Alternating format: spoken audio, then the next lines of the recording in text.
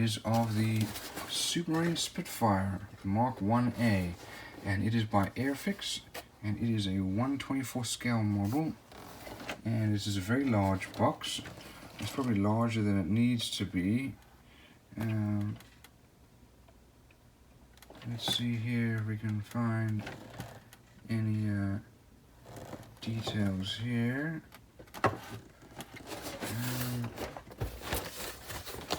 So on the other side, upside down, there's some details here,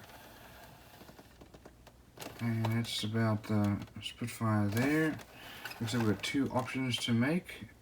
There's the early in the war, 1940, and a little later when they had the black and white underside. And let's have a look inside here and see what we have. So as you can see here, it's a very large box. It's a large plane, but a lot of wasted space in this box. It does not need to be that big.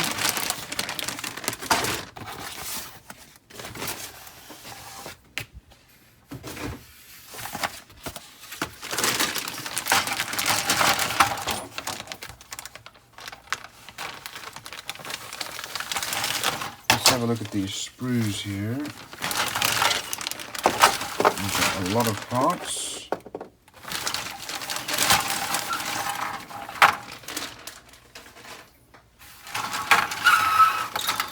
So, first of all, over here we've got some tires. These feel like vinyl. There's classical rounded tire. Over here we have our glass, and the molding is okay quality. Here is our instrument panel there. And it looks like it has some detail there, molded onto the inside. This looks like this is a stand. I'm probably never going to use that. Okay, next we have our lower wing. Now you can see here, Airfix uses a very interesting plastic, because plastic is slightly more flexible than most of the other plastics that polystyrenes of the models use. You can see some of the detail here. We've got some recessed panel lines and rivet lines, but the molding quality is not great. We've got some flashing lines. The details are not all that well seen sometimes. And then this wheel well is not even round. It looks a little odd. So a little disappointing there with this mold. This is the top here. Again, recessed rivet and panel lines with some mold lines here. Molding quality is not great. And then we have our gun exhausts here. We've got our pilot arms. Did see our pilot over there, and that quality is not bad.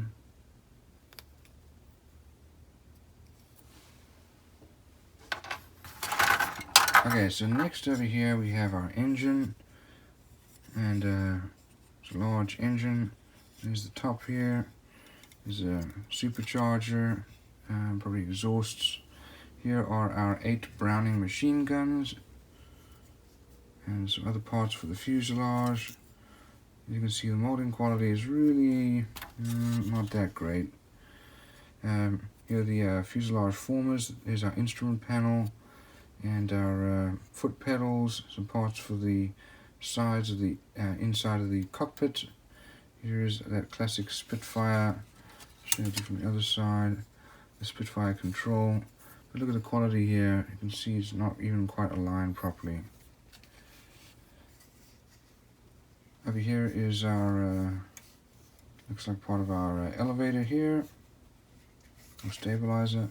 Here are our exhausts. There's actually the top of the Merlin engine there. But here are our exhausts. Molding quality is really not that great. Here is the left fuselage. Again, you can see the recessed panel rivet lines. Really not that great molding. There's a fair amount of detail, but the quality of the molding, it's rough, and the rivets are irregular. It's a little disappointing. Over here we have, looks like our aileron. That's a pretty solid piece of plastic. And we've got our propeller. So let's have a look at the next sprue here. So again, you can see this is really disappointing. Here's our spinner with some flashing here, more flashing there. This is our rudder, more parts here for our elevator and stabilizer.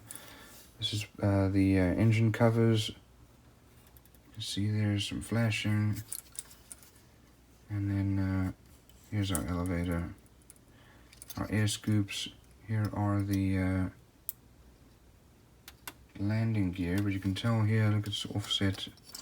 Wheel well covers our wheels. And the same for the other side of the fuselage. Very disappointing. There's the inside. It's going to take a lot of work to clean that up. And we do have a few pieces that have fallen off. Looks like our the gear drive.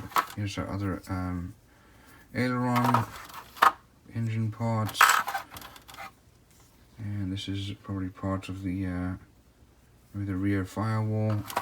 Here's our seat and the back part of the pilot.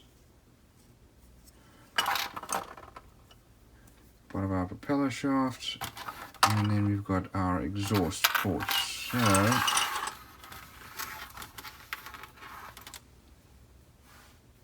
let's have a look at our decals here. We've got a large sheet of decals. They're very nicely printed, really good quality, and lots of little details for this plane. And there's our two options there. Let's have a look at our instructions. So we start off with the engine. We build those pieces, including the propeller. Then we build the cockpit. Our pilot is put together.